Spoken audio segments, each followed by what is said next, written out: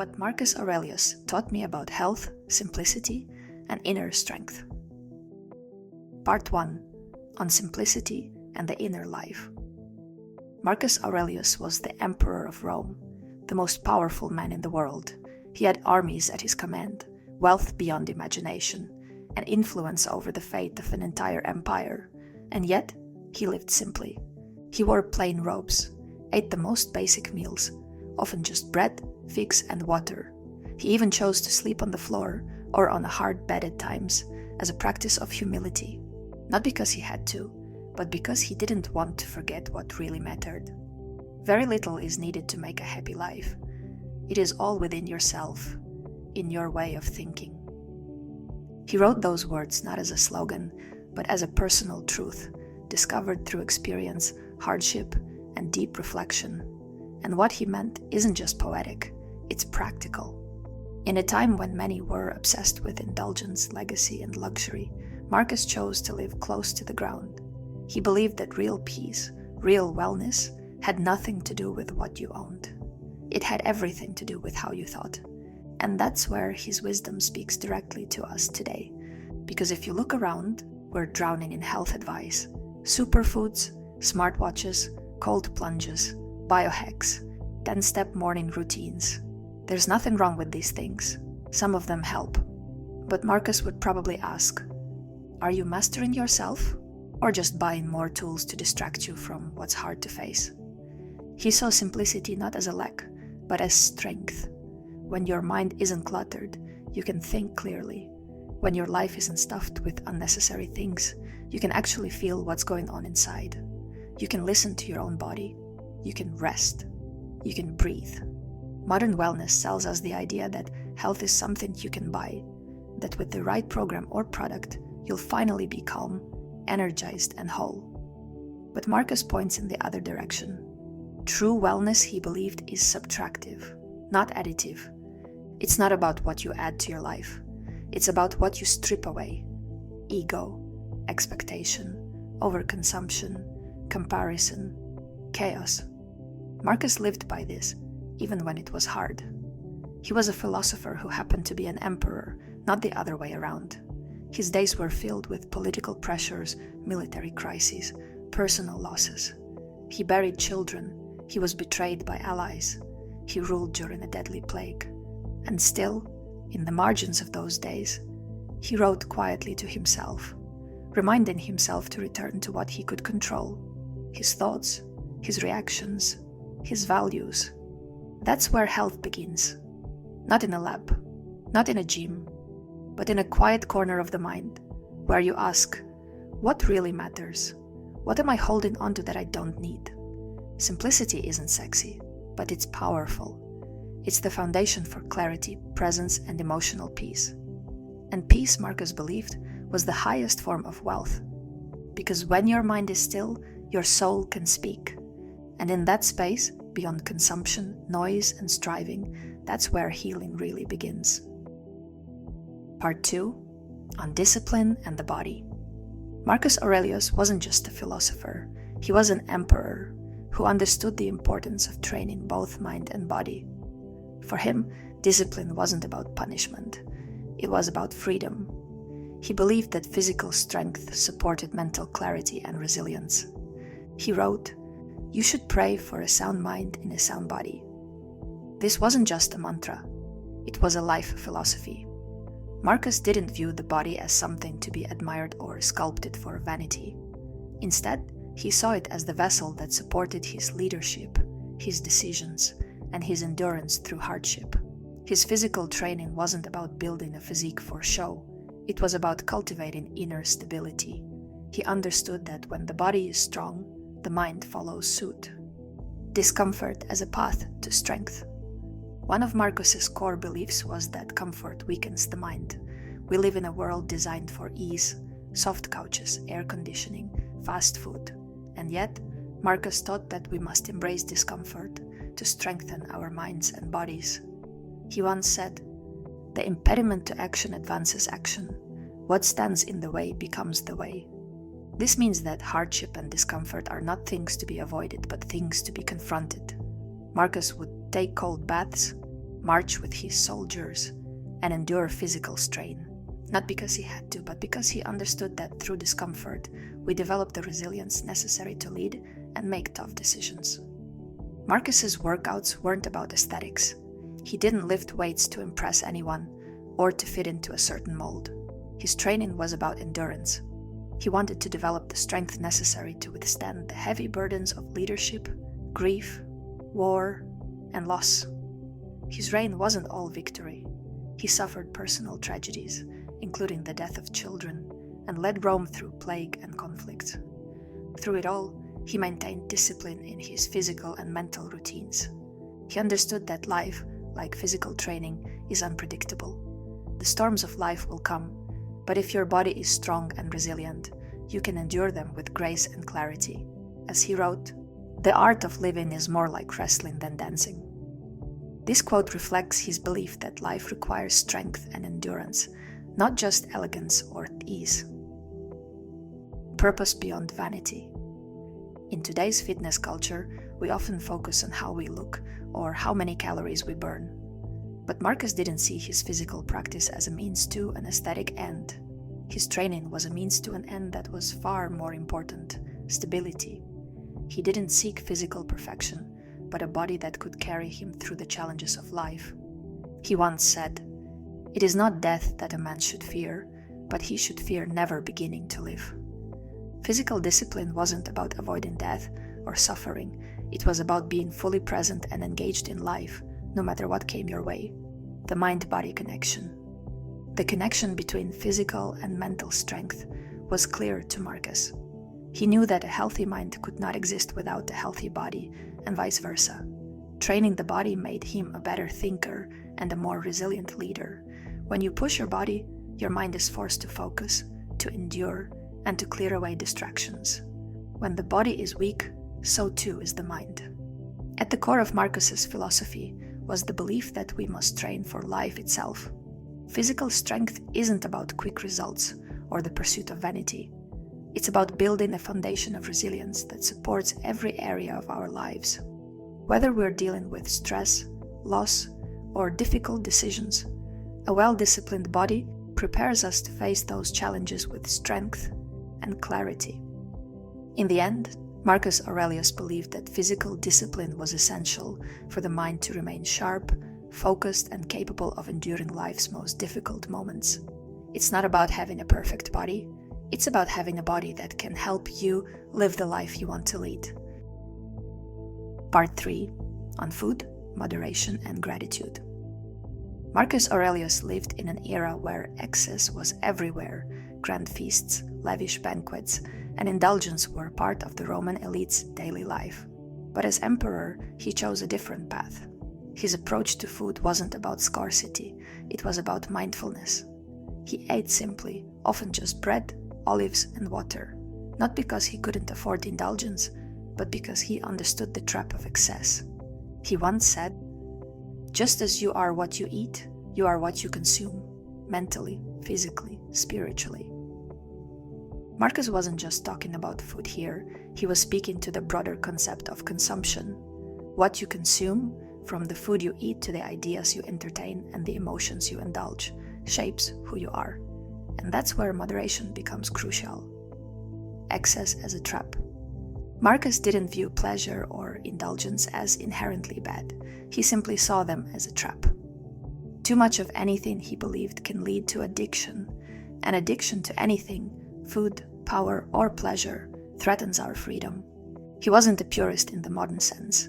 He didn't advocate for asceticism or complete denial, but he questioned whether indulging in excess was truly fulfilling, or if it was merely a distraction from what really mattered. Pleasure, when overindulged, becomes a compulsion, something that controls you rather than something you control. He wrote, "Wealth consists not in having great possessions, but in having few wants." In the context of food, Marcus believed that moderation wasn't about depriving oneself, but about appreciating the simplicity and the natural joy in eating. The more we demand, the less satisfaction we feel. Mindful eating. In today's world, food is often about instant gratification. We eat quickly, mindlessly, and often out of habit or emotion. But Marcus would ask, why are you eating? Are you eating to escape from something, to numb a feeling, or to fill an emotional void? For him, eating wasn't about seeking pleasure. It was about nourishment. It was about fueling the body in a way that didn't cloud the mind. By eating simply, Marcus maintained clarity, knowing that indulgence in any form had the potential to create distractions from his true purpose. In fact, he encouraged his fellow Stoics to see food as fuel rather than entertainment. This doesn't mean that food should be boring, but it should be purposeful. He wrote, "The greatest wealth is to live content with little." Gratitude in simplicity. What really stands out in Marcus' approach to food is his deep sense of gratitude. Even in the simplest of meals, a piece of bread, some olives, a cup of water, he found contentment. He didn't take these things for granted. He appreciated their sustenance, their simplicity, and their connection to life's rhythms. In a world obsessed with variety and novelty, Marcus reminds us of the power of simplicity. When you learn to be grateful for what you have, rather than always yearning for more, you unlock a deeper sense of fulfillment. Gratitude doesn't require wealth or excess, it only requires presence. He wrote, "When you have the power to think, you have the power to shape your experiences." When we become grateful for the simplest of things, we shift our experience from lack to abundance.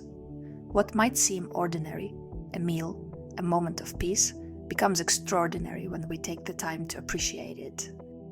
Moderation, not deprivation. Moderation for Marcus wasn't about deprivation or self-punishment. It was about finding balance. It was about not allowing any one thing, whether food, wealth, or pleasure, to dominate your life. He didn't deny himself things. He simply didn't allow his desires to control him. The more we indulge, the less we appreciate. The more we consume, the less we savor. He once wrote, "It is not the things themselves that disturb us, but our opinions about them." This is a powerful reminder that our relationship with food and with life in general is shaped by our perceptions. If we view food as a source of joy and comfort, without overindulging, we can maintain peace. If we view it as something to escape into, we lose that peace. The power of simplicity and self-control. Ultimately, Marcus's philosophy on food and moderation is about cultivating a life where you have control over your desires, not the other way around. He didn't see indulgence as something inherently wrong, but he understood that excess creates noise.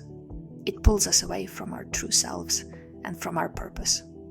When we constantly chase after the next pleasure, whether in food, material goods, or experiences, we never find lasting peace. Marcus understood this instinctively. His simple meals weren't about punishment or asceticism, they were about fostering a quiet, controlled mind that could lead with clarity, resilience, and strength. In this, Marcus Aurelius teaches us that wellness doesn't come from excess. It comes from balance, from appreciating what we have, eating mindfully, and living in moderation. In a world that constantly tells us to want more, Marcus reminds us that contentment and even happiness is found in having enough. Part 4. On nature, stillness, and belonging. Marcus Aurelius, like many Stoics, had a deep connection to nature.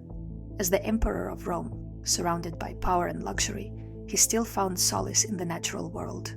He often reflected on the stars, the rivers, the wind, and the eternal changing of the seasons. He saw nature not as something to be controlled, but as a guide, a source of wisdom, tranquility, and health. He once wrote, "Observe always that everything is the result of change, and get used to thinking that there is nothing nature loves so well as to change existing forms and to make new ones like them." For Marcus, this wasn't just a philosophical observation.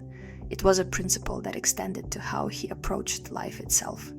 He believed that health, both physical and mental, is rooted in accepting change. Nature teaches us that nothing stays the same forever. The seasons change. The rivers flow and carve new paths. The wind moves through the trees, shaping them in ways we cannot control. Marcus understood that resisting change only causes pain. He trusted in nature's rhythms, in the cycles of loss and renewal, growth and decay. And through this trust, he found peace. His thoughts were clear because he recognized that change is a constant part of life, not an obstacle to overcome. The healing power of nature. When we feel anxious, sick, stuck, or lost, nature has a way of bringing us back to ourselves. A walk in the woods, the sound of rain on the roof, the quiet of sunrise, the stillness of a starry night, all of these moments have a healing power. Marcus would say that it is through nature's simplicity and authenticity that we can reconnect with our own essence.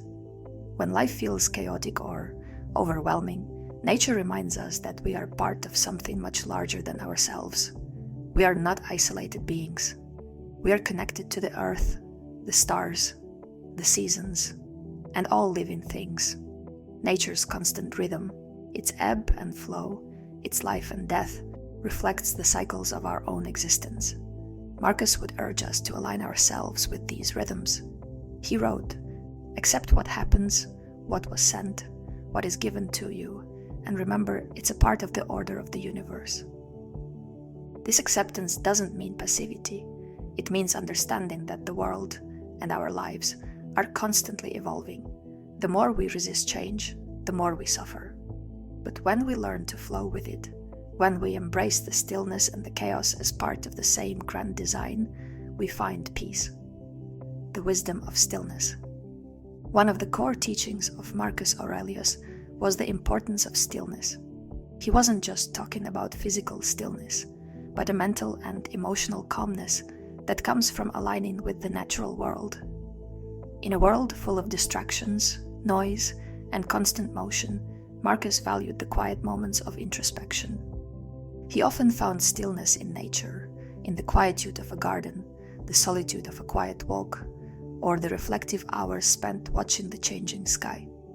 Nature gave him a space to think, to reflect, and to restore himself. In a way, it was his sanctuary, his escape from the relentless demands of empire. He wrote, "Nowhere can man find a quieter or more trouble-free retreat than in his own mind." This is a powerful reminder that peace begins within. When we step outside of the chaos of daily life and spend time in nature, we are invited into a space of stillness. Whether it's the simplicity of a tree's bark, the endless expanse of the sky, or the rhythmic sound of ocean waves, nature holds a mirror to our own internal state. By observing the natural world, its cycles, its tranquility, its quiet growth, we are reminded to cultivate that same stillness within ourselves. It's in these moments that we reconnect with our true nature, and from there, we can find balance and clarity. Living in harmony with the universe. Health, for Marcus, wasn't just a biological or physical state. It was about being in harmony with the larger universe. To live healthily is to live in sync with the cycles of existence, to align with the ebb and flow of life itself. Just as the universe constantly shifts and transforms, so too do we. This perspective on health invites us to view our lives through the lens of the cosmos. Instead of fighting against the changes we experience, Marcus would encourage us to embrace them as part of our own personal growth. Life isn't a series of static moments, it's an ever-changing, ever-evolving journey. In this way, Marcus's Stoicism offers us a broader understanding of health. It's not just about the body or mind in isolation. It's about recognizing our connection to everything: the earth, the stars, the winds, and the people around us. We are not isolated beings, but part of a greater whole. As Marcus wrote, "The universe is change. Our life is what our thoughts make it." Our thoughts, when aligned with the natural order, have the power to shape our experience. And when we remember that we are part of this vast, ever-changing universe, we can find peace in the knowledge that everything, even the toughest moments, will pass. Part 5. On death, time, and urgency. Marcus meditated on death daily, not in a morbid way, but as a spiritual practice. He wrote, "You could leave life right now, Let that determine what you do, say, and think. This wasn't fear-mongering. It was freedom. Because once you accept your mortality, you stop wasting time. You eat better, not to live forever, but to live well now. You sleep earlier. You love harder. You forgive faster. You don't scroll past your own life. Modern health culture is obsessed with longevity. But Marcus cared about dignity, not just adding years, but living them with presence and integrity. Wellness for him was urgency, not panic, but purpose. What matters? Who matters? What are you waiting for? Part 6. On stress, reaction, and emotional health. Marcus Aurelius ruled an empire in turmoil. He faced constant threats from external forces, plagues, war, political betrayal, and the weight of an empire on his shoulders. But his greatest battle was not with his enemies or the crisis of the state. It was within himself. The battlefield was his own mind. He wrote, "If you are distressed by anything external, the pain is not due to the thing itself, but to your estimate of it, and this you have the power to revoke at any moment."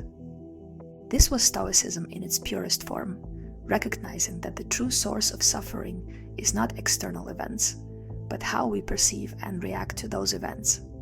And the power to change our perception is always within us. No one else controls how we respond to life's challenges. We do. Marcus understood that emotional health is not about avoiding hardship or running from stress. It's about managing how we engage with it. Stress, he would argue, is not about what happens to you. It's about how you meet what happens. It's about the story you tell yourself in response. It's about the meaning you assign to each moment. The power of perspective. In a world constantly pushing us to react, to feel overwhelmed, to carry the burden of what others expect of us, Marcus's words are a reminder that we hold the key to emotional freedom. Stress doesn't come from external circumstances. It's the narrative we attach to those circumstances.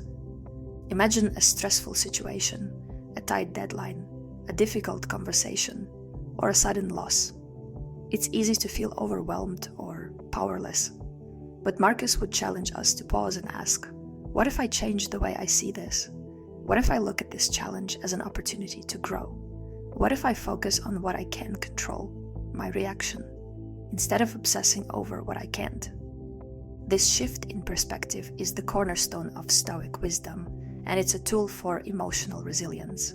When we realize that we control our reactions, we no longer feel like victims of external events. Instead, we become active participants in our own emotional health. Daily reflection and emotional training. Marcus didn't just philosophize about this, he practiced it daily. He made a habit of journaling, not as a mere recording of events, but as a tool for self-reflection and emotional clarity. In his meditations, we see a ruler who is, at the same time, a deeply introspective individual. He didn't hide from his emotions, he faced them head-on. He would journal his frustrations, observe his triggers, and reflect on his reactions. He asked himself what went wrong, what he could have done better, and how he could learn from the situation. This wasn't an exercise in self-pity or negative self-talk. It was about becoming aware of his emotions and understanding them. It was about training his mind to be clear, calm, and capable, no matter the external circumstances. This daily practice was Marcus's form of emotional hygiene. Just as we shower to clean our bodies, he used journaling and self-reflection to cleanse his mind. Over time, this practice gave him the emotional strength to face whatever came his way, from war to personal loss. The real work of emotional health. In today's world, we often look for quick fixes for emotional health. Meditation apps, mental health hacks, productivity routines, they all promise instant relief. But Marcus Aurelius was doing something far more profound. He was doing the real work of emotional health. This wasn't a 5-minute mindfulness exercise. It was deep, daily, uncomfortable reflection. It was the relentless effort of confronting himself, his weaknesses, and his emotional responses to the world. Modern psychology, self-help, and wellness movements often present emotional health as a set of tools or techniques to avoid discomfort. But Marcus understood that true emotional strength comes from engaging with discomfort, not avoiding it. It comes from facing the hard truths about ourselves and learning from them. It comes from understanding that our reactions are within our control, no matter how difficult the circumstances. Forgiveness and growth. One of the most powerful aspects of Marcus's approach to emotional health was his practice of forgiveness, both of himself and others. In his journals, he often noted how he failed, how he let his emotions get the best of him, and how he could improve next time. He didn't condemn himself for his shortcomings. He observed them, learned from them, and tried again. This self-compassion is a key element in emotional resilience. Marcus understood that to be human is to fall short at times. But the most important thing is not perfection, it's growth. It's about understanding that failure is not a reason for shame, but a pathway to becoming a stronger, wiser person. When we forgive ourselves, we create the emotional space to learn, heal, and grow. Healing through self-mastery. Ultimately, Marcus's approach to emotional health was rooted in self-mastery, not in the sense of denying our emotions, but in understanding them and learning to control our responses. His wisdom offers us a roadmap for dealing with stress, grief, and anxiety. Don't run from these emotions. Don't let them control you. Instead, face them with a clear mind, reflect on them, and choose how you respond. True emotional health comes from the freedom to choose our reactions, and by extension, the quality of our lives. By mastering our minds, we regain control over our emotional states and can face any situation with equanimity. This is the ultimate freedom. As Marcus wrote, "You have power over your mind, not outside events. Realize this, and you will find strength." When we recognize that we hold the power to choose how we respond to the world, we unlock a deeper level of emotional resilience. And in doing so, we cultivate a life that is not at the mercy of external events, but shaped by our own thoughts, actions, and reactions. Part 7. On integrity, service, and the soul. At the core of Marcus Aurelius' philosophy was one principle: integrity. He didn't care about status, fame, or the appearance of health. For him, health was not something to flaunt or use as a measure of success. It was something to be lived with authenticity, honesty, and service to others. As the Emperor of Rome, Marcus could have indulged in luxury, used his position for personal gain, or surrounded himself with sycophants. But instead, he chose the path of service. His leadership was grounded in the values of duty, humility, and respect for others, especially those who served under him. He understood that his role was not to accumulate power or wealth, but to serve the greater good. He wrote, "Waste no more time arguing what a good man should be one." This quote captures the essence of his belief in action over words. It's a call to live with integrity, to not get caught up in theoretical debates or philosophical ideals, but to embody them in every aspect of life. Whether in governance, relationships, or health, the message is clear. Don't just talk about what's right, do it. Integrity and health. When it comes to health, Marcus's view is both timeless and practical. We often get caught up in the quest for the perfect diet, the ultimate workout, or the latest wellness trend. But Marcus would say that instead of getting lost in the noise, we should focus on living with integrity in all areas of our lives, including how we treat our bodies. He believed that our health is not something to be perfected, but something to be honored. This means respecting the body, maintaining balance, and living in alignment with our values. By living with integrity, we are more attuned to what truly supports our well-being, rather than being driven by fleeting trends or external pressures. A healthy body, in Marcus' eyes, is one that serves a purpose, to do good, to live meaningfully, and to contribute to the greater good. It's not about sculpting a physique for admiration, but about maintaining a vessel capable of doing what's necessary, day in and day out. Service as the highest calling. For Marcus, serving others was one of the highest callings. His leadership was defined not by dominance, but by a deep sense of responsibility and service to his people and empire. Despite being an emperor, he never saw himself as above the common man. Instead, he believed his position came with a duty to care for others and guide them with wisdom. In meditations, Marcus often reflects on the importance of aligning oneself with the needs of others, not as a burden, but as a privilege. He understood that true wellness comes not from living in isolation, but from being in harmony with the world and the people around us. One example of this is his practice of regularly engaging with his soldiers and people, marching alongside them, listening to their grievances, and making decisions based on a sense of duty to the collective. He didn't just lead from a throne, he led with empathy, making the well-being of others central to his actions. Living with purpose. Marcus was also deeply aware of the transient nature of life. The pressures of ruling an empire, the constant threats from within and outside, and the knowledge of mortality drove him to seek meaning in the ordinary. Despite the immense responsibilities he faced, he never lost sight of the importance of living with purpose. This is why he believed that health isn't just physical, but spiritual. In his reflections, Marcus often mentions the idea of the soul, not in the religious sense, but as the seat of one's inner character and moral compass. He wrote, "The soul becomes dyed with the color of its thoughts." For Marcus, wellness of the soul was tied directly to how one conducted themselves, not just in public but in private. It was about choosing what was right, even when it was difficult. This is where true wellness comes from, not from perfection, but from living in alignment with your highest values. It's the pursuit of living authentically and doing what is right, no matter how challenging it may be. The importance of action over words. One of Marcus's greatest contributions to leadership and wellness was his commitment to action over rhetoric. He didn't waste time trying to convince others of his moral stance or philosophy. Instead, he lived it. Whether he was in the midst of a military campaign or facing personal loss, Marcus believed that the best way to live was to embody the virtues he held dear. He didn't just speak about justice, courage, or moderation. He practiced them daily. This principle is a powerful lesson for our modern understanding of health.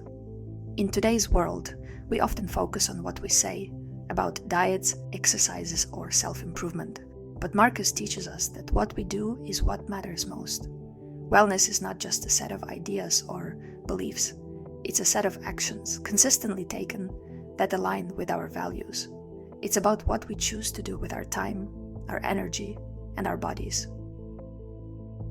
Closing thought. Marcus Aurelius didn't write a wellness manual. He wrote meditations, a journal never meant to be published, notes to himself on how to live. And yet, they speak to us now, louder than ever, because in a world of excess, anxiety, and constant noise, he reminds us that true health is quiet. It's internal. It's found in discipline, simplicity, gratitude, presence, and above all, the courage to face life as it is, not as we wish it to be. Thanks for watching and thinking with me.